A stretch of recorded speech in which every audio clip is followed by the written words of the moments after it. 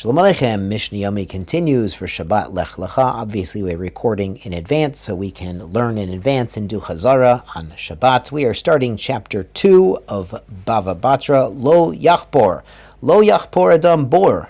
You may not dig your pit, Samuch Lebor Shel Chavero, close to the pit of your friend.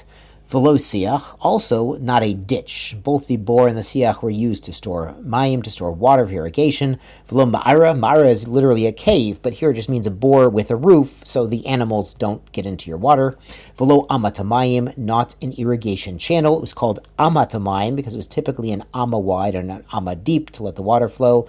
Velo nivrechet kavsin, and not laundry pools where they would do the laundry. Ela imken, only if chirchik mikotel chavero shloshet tfachim, you distance your digging these water facilities 3 tfachim from the kotel, the wall of your neighbor, visad basid, and also apply plaster so that not so much water will leak out of these liquid storage areas and soften the soil and cause problems for the neighbor. Now, the Gemara mentions that the Mishnah started off by saying, "Mik samuch leboro shel chavero," and then it says, "Ela imken hirchik mikotel chavero." So is it bor or is it a kotel? So the Gemara, they conclude it's the kotel of the bor. And we learn from here that the bor itself, the pit itself, has a wall area 3 tefachim wide, in addition to the 3 tefachim of distance. So really, you have 9 tefachim between each pit to prevent liquid from seeping into the soil and undermining someone else's construction. The Gemara also comments that even if your neighbor doesn't have an irrigation pit or channel right there on the property, but he might build one, then you still need to distance your own bor, etc., from his property so he's able to build in the field suitable irrigation facilities. We've mentioned a beta shlachin, a field that needs to be watered, so it was normal for people to build a bor to store water there, but you need to keep your neighbor's needs in mind when you build on your own property. Now the Mishnah continues, marhikim, and we distance et a gefet. Gefet is olive pulp, the gunk left over after you press your olives to get the oil out. Et a zevel, fertilizer, manure really. Et a melach is salt. Et a sid is lime. It's this chemical that was used as a sealant. Et a sloim, and rocks. These rocks we're talking about are flint, and they might cause fire, and they are warm themselves. You have to distance it 3 tefachim from your neighbor's wall. All of these things can cause heat damage because they're emanating heat as they decay or just by their nature. O sod basid, and the Gemara says, or you apply lime to the wall to prevent the damage. We're dealing with a brick wall, which is a little more vulnerable. We'll see a stone wall is less susceptible to these damages from heat.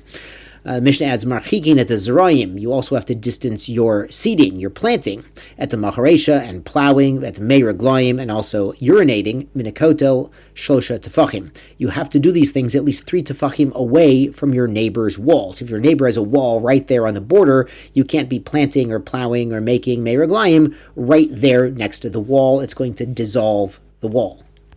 And on this theme, marchikim et rechaim, you have to distance your millstone, shlosha min hashechev, 3 tefachim away from your neighbor's wall. From the shechev is the lower part, the part that's shochev, that's laying down. Shen arba min rechev, that's 4 tefachim from the upper part. So you see that the lower part was actually wider than the upper stone of the millstone. The rechev is the one that's riding on top, that's rotating around to crush whatever you're milling. Veta tanor, also the oven. The tanor, we know from Masechet Shabbat, was like a volcano, like a cone-shaped oven. Shlosha min kolya has to be 3 tefachim from the lower base. Shen arba min sofa. That's actually arba tefachim from the upper. So this, as it went up, the tanor narrowed by 1 tefach. And again, here there's vibration damage that could occur to the neighbor's wall and facilities, and also heat damage. So whatever you're doing on your own property, you have to keep your neighbors in mind. Now on to Mishnah Bet, which continues this theme. Lo ya'amid adam tanor betoch habayit. A person may not set up their oven inside their home, though we've seen typically you could put it out in the hatzer, and it wouldn't be an issue, as long as it's not next to the wall. Ela imken yesh al gabav gova arba amot. Let's say you have 4 amot, which is pretty big space, more than 6 feet, above the oven. The idea being the heat from such a tanor, remember from Masechet Shabbat, is a very hot oven. It channels the heat. It gets very hot, so you need 4 amot of space above it, lest it cause fires above. Now, this could be dealing with there's someone else living on top of you. Obviously, you don't want to set fire to them, but the Kahati brings him a perush. Even if there's no one living above you, you simply don't want to risk a fire starting in your house. Not only will it risk your property, but also it risks the neighbor's property.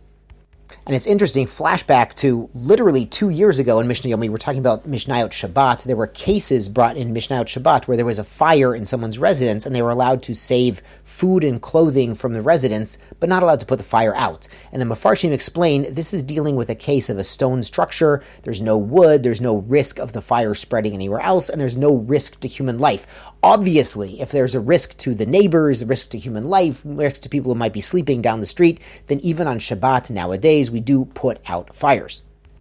Hayam Ma'amidu Ba'aliyah, back in the Mishnah, what if he's putting his oven in the upper story? There's no one above him. There's no wood ceiling above him. But he needs underneath it Maziva Shlosha Tefachim, plaster or cement that's 3 tefach thick, pretty thick. Vakira, and a kira is a smaller stove, the square stove, not as hot as a tanner.